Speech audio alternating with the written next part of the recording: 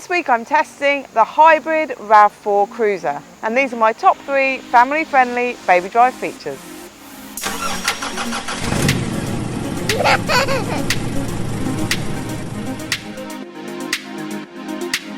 Number 1 are the auto lock and unlock doors. They've made it so easy this week when I go to the car with my kids and all their stuff. I can just pull on the handle here and the doors will open, and again touch on this area here and they'll lock when I walk away. Number 2 is the hybrid engine.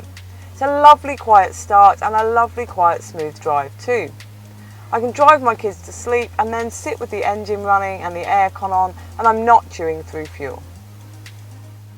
Number 3 is the camera button down by your right knee. You press on it and you can see this 360 view all the way around the car and from a bird's eye angle too.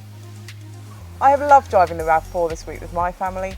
To see the full review, go to BabyDrive.com.au.